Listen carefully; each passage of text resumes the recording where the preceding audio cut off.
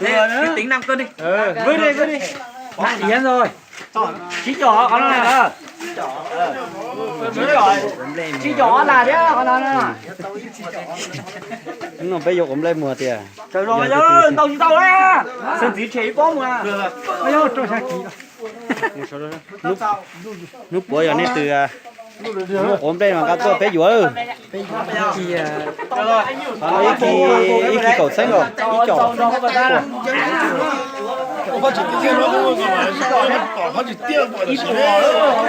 nó chúa đấy nhá, muốn lột chả đấy.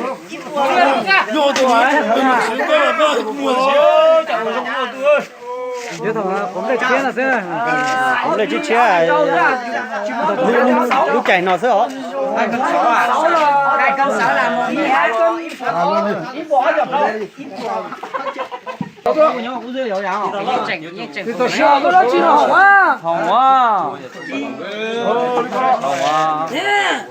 Chảy lúc ba đừng có nhớ như thế. Cho đừng có nhớ. Thứ mù thế này cho nhá đâu. Em mới chịu hỏng nè. cha chỉ có bìa lo Cho chi nó chảy lúc nào kể đấy. Cho nó chứ. Cái chiều máu nào đấy. Dẫn nhiều hỏng nè. Lúc nào mà ít lá luôn à? Dạ, có chạy con như vậy trở lại đó đấy.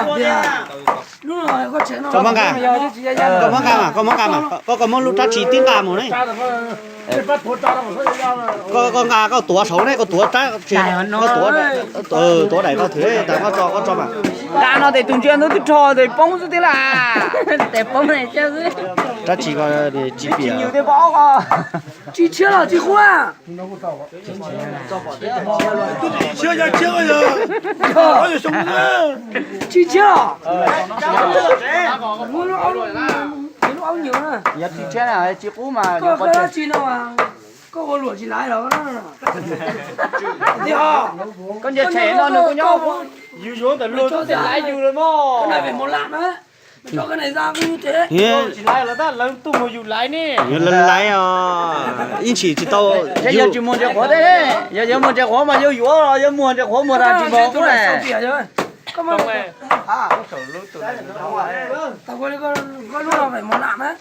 Bây giờ này cho nó cái.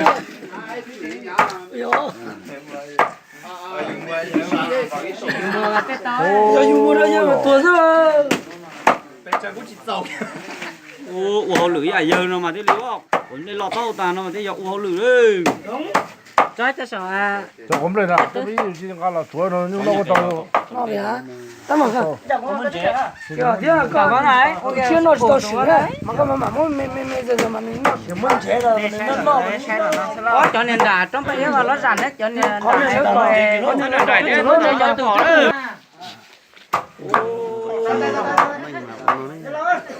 Lại rồi, cái này luôn con mà cũng sẽ chỉ mua tí tí ra thì giờ qua sơ nó như số đầu lên từ có thì có một tán ra đi. Cái này phi này á. Tao tán á, nó không á. Cái chỗ rồi. Chỉ có ba là. Ba đi là.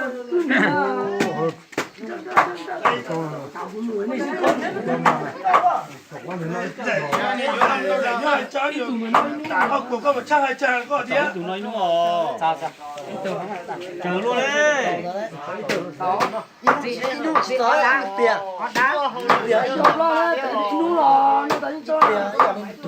Trời bao nhiêu ạ? chỉ tiền đấy cái này được là gầm lại nó chờ mà yêu cho chờ á Mua con ăn đâu ra? Chuẩn đâu sành đâu đấy. Cái này đủ chưa? thế rồi Rồi nhá. Nó chỉ muốn là ấy. chỉ mới là thế cái bố họ là chờ đấy Nó mà khó không phải nai yếu. thì không phải nan Cái này thì đấy dù mình công thức như thế mình cho nhiều tí im tí cũng sau nhá. Riêng hai cái này nhá. Đấy. sợ cho nhiều một tí này Nếu mà lần đầu không liều của thì chọn lại nó từ tua thế mà giờ cái chẳng mới xeo nó thế thì kinh khai. Đây là nhiều hơn đúng không? Đây là nhiều một tí. còn nó không phải nan nữa sao nhỉ Không phải nán này mà ta. Đạm ở đây là 2 kg. 2 kg đúng rồi 2,5 kg.